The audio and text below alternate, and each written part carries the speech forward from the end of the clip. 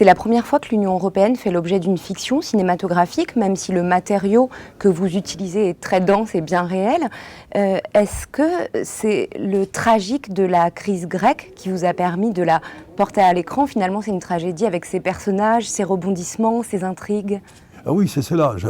J'avais prévu de faire une sorte de mélodrame sur la vie des Grecs sous la crise, et puis finalement, comme l'Europe intervenait d'une manière violente, j'ai changé complètement d'idée et je fais une sorte de tragédie sur la crise grecque et l'intervention de l'Europe qui était absolument incompréhensible et inacceptable.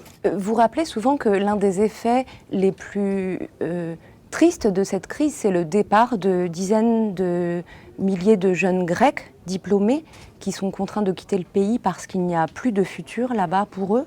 Est-ce que leur exil fait écho à celui qui fut le vôtre? Écoutez, oui, il faut préciser qu'entre 500 et 600 000 jeunes Grecs diplômés sont partis du pays après avoir été éduqués par le pays même pour le servir. Et puis ils sont partis, ils vont servir les intérêts d'autres pays. Très bien. Et ça, ils ne retourneront pas de demain. Il va y avoir une sorte d'appauvrissement pour au moins une génération pour la Grèce. Mais c'est ça le grand drame, et c'est là aussi la grande responsabilité de l'Europe. Vous dites que ce n'est pas vrai, ça ne va pas mieux en Grèce. Non, ça ne va pas mieux en Grèce, ça ne peut pas aller mieux. Après avoir vécu 10 années d'une situation épouvantable, ça ne change pas du jour au lendemain. La dette est toujours là, donc les investissements n'interviennent pas pour changer l'économie. Les salaires sont très très bas. Il y a 35% de pauvres en Grèce. Les taxes sont très hautes et le chômage est aussi énorme. Et ça ne va pas changer du jour au lendemain. Voilà. Il faut du temps.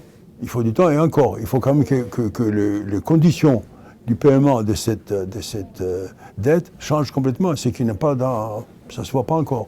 Et il y a tout juste 50 ans, vous réalisiez Z, et puis un an plus tard, L'Aveu. Ces films, ils gardent une force intacte, ils gardent aussi une place intacte dans le cœur du public. Quel a été le fil rouge pour vous de ce demi-siècle? Le fil rouge, c'est de continuer à faire des films selon ma façon personnelle, comment je vois le monde. Et je fais des films pas seulement pour faire des films, mais pour faire des films pour raconter quelque chose sur le monde que j'essaie d'observer et de comprendre ce qui se passe. Voilà. Et c'est ça qui me touche profondément, parce que je pense que le film, c'est une passion.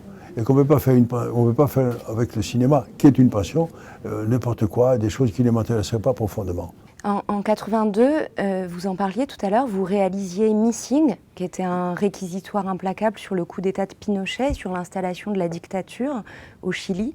Que vous inspire le soulèvement populaire en cours aujourd'hui au pays d'Allende et de l'unité populaire? C'est formidable, parce que je pense que les souvenirs d'Allende, malgré le temps passé, il est toujours là. C'est-à-dire faire de Chili ce que voulait Allende, une sorte de démocratie précisément chilienne, et pas reprendre un système, si vous voulez, comme il disait à l'époque, il l'accusait de dire qu'il faut faire une Union soviétique ici. Lui, je l'ai rencontré, il l'a répété vraiment avec force, et il m'a même dit à un moment donné, dites-le partout que je veux faire une démocratie à la chilienne. Et ce mouvement populaire, il est aussi contemporain d'autres soulèvements. Vous évoquiez tout à l'heure ce qui se passe en Algérie. On voit que le peuple commence à bouger. Il y a eu en France une chose formidable, c'est Gilets jaunes. Et je pense qu'il y a beaucoup de choses qui commencent en France, n'est-ce pas?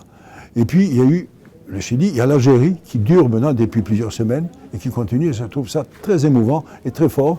Il y a aussi ailleurs où les gens ne peuvent pas accepter la politique comme elle se fait, c'est-à-dire sous la tutelle, la démocratie, sous la tutelle des banques et du gros capital.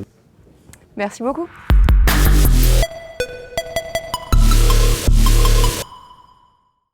Il n'y a pas de restructuration de la crise grecque à l'ordre du jour.